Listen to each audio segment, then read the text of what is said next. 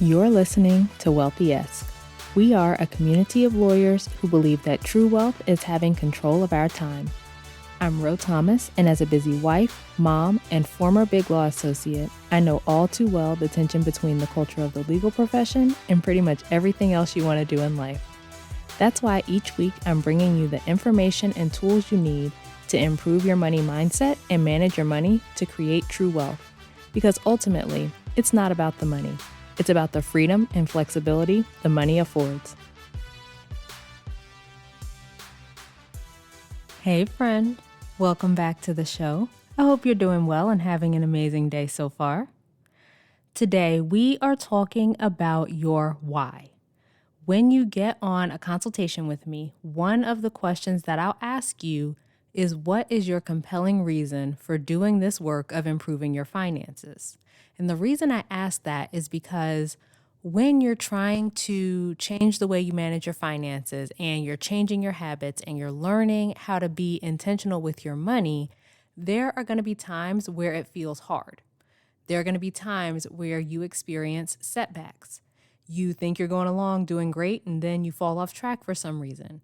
There are going to be times where you need that extra motivation to keep doing the work to manage your money better and to achieve your goals. You want something beyond just thinking that this is what you should do, or you just think it's a good idea, because that good idea is going right out the window when you don't feel like sticking to your plan, right? When you want to go out and you see that you have the money in your account or the available credit on your credit card, and you just keep telling yourself you can get back on track next month. Or when you see something cool on Amazon that you want, or your favorite store has a sale, or your favorite singer or band is coming to town and you want to go to the concert, but it doesn't fit within your plan for the month. The thing that's going to keep you on track and doing the work, even when it feels hard, is that compelling reason. So I want to share with you the compelling reasons that have kept me doing the work to be where I want to be financially, and the one that keeps me doing the work in this business, even when those things may feel hard sometimes. And when you're thinking about improving your finances, I invite you to find the thing that moves you, right? That motivates you, that's so meaningful to you, it compels you to keep going when it would feel maybe easier to stop. So we're going to start with my compelling reason for doing the work on my own finances. I have mentioned before that our whole financial journey really started after having our first child. I had actually been interested in personal finance for a while before that, and I had learned to stop swiping my debit card and drawing my checking account down to $1 every other pay period before my husband and I got married. But beyond the basics of learning not to spend everything I made, I hadn't really done much more than that. After my husband and I had our first child, I was looking at doing this reduced hours program at the firm I was with, where I could bill, for example, 80% of the billable requirement for 80% of my salary. The problem was our finances were not in a place where we felt comfortable doing that, so we didn't take advantage of that program. But that realization about the state of our finances got us started on this whole journey of improving them. Before that point, I had been telling my husband about things I read or heard about, like paying off our student loans early or saving or whatever else, but I didn't have a reason why other than that it seemed like a good idea. Or in reality, I had a reason, but I wasn't able to articulate it at that point.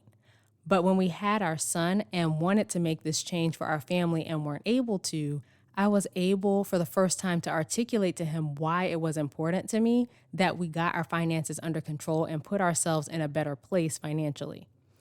I hated feeling constrained and feeling like I couldn't do what I wanted to do.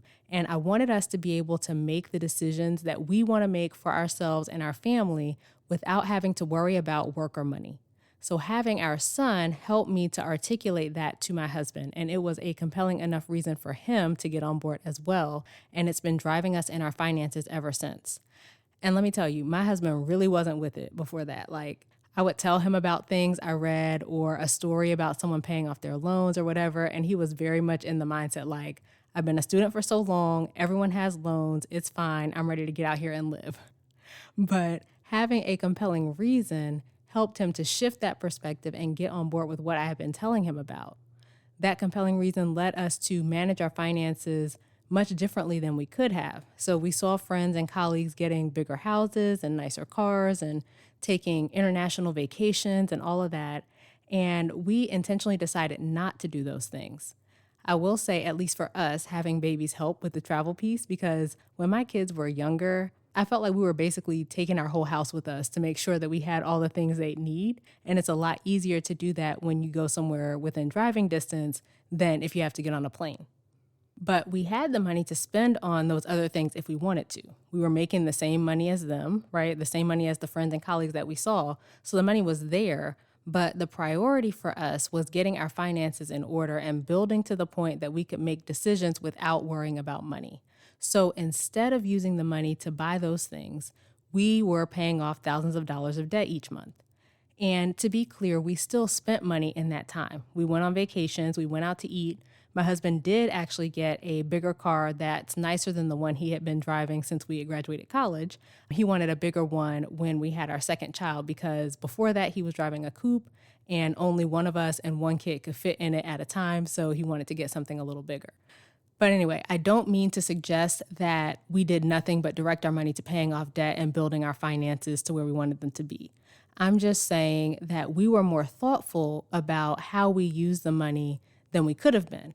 And we stayed on track with our plans because we had this bigger vision, right? This compelling reason that we wanted to have more control of our time and our decisions.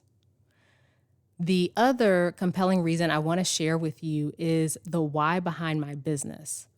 I have talked to so many lawyers over the years who feel like they can't do a reduced schedule or get a different job or otherwise do something different in their careers because of money.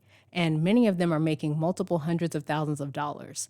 And I can see so clearly, because I've done it, how they could just make some tweaks, some little shifts in the way they handle their finances and open up those options for themselves.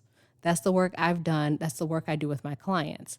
And it breaks my heart to know that so many lawyers feel trapped in that way.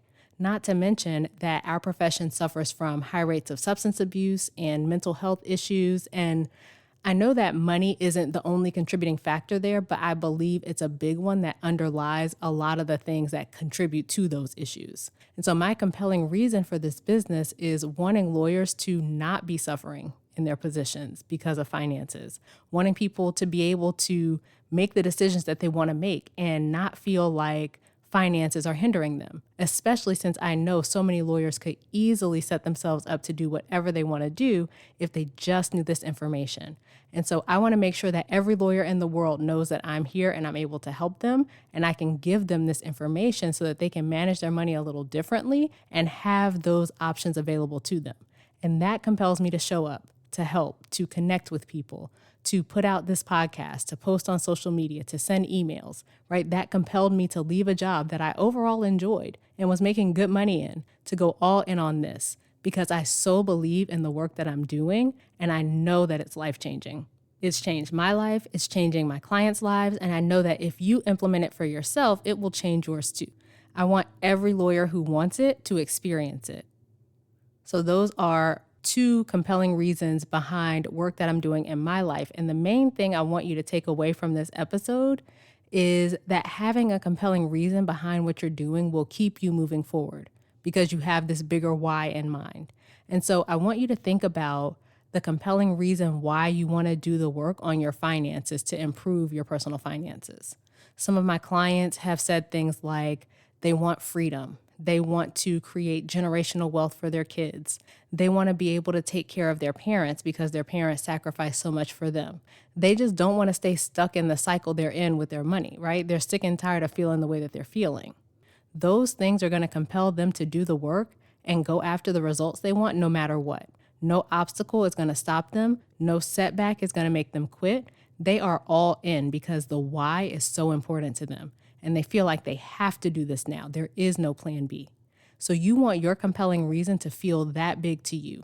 It feels like I have to do this because if not, then the first time it feels hard, the first time that you have a setback or you don't hit a goal or you're not turning things around as quickly as you want to, you're going to be so much more likely to give up. It can't just be, oh, I think it would be nice or, oh, I think I should. It has to be something that's meaningful and important to you that's going to drive you forward and keep you showing up and trying new things and getting back up every time you fall until you hit your goal, until you achieve what you set out to achieve. So ask yourself, what is the compelling reason that I'm willing to do this work on my finances? What is going to push me to keep going until I get where I want to be? And when you have your compelling reason and it feels so big that you just have to get your finances in order, let's talk about how we can work together. Just head to rothomas.com/waitlist to get started. All right, so that's it for this week's episode. Come connect with me over on social media. You can find me on LinkedIn, Ro Thomas, and Instagram at I am Ro Thomas. Subscribe to the show and leave a review, both of which help more people to find it.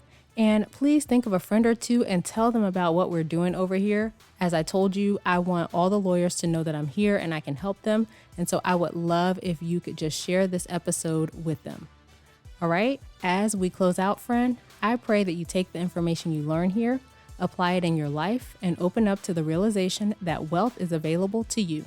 As you do that consistently, week after week, you'll continue to take steps to regain control of your time, build wealth, and live the life of freedom and choice you deserve. Talk to you later.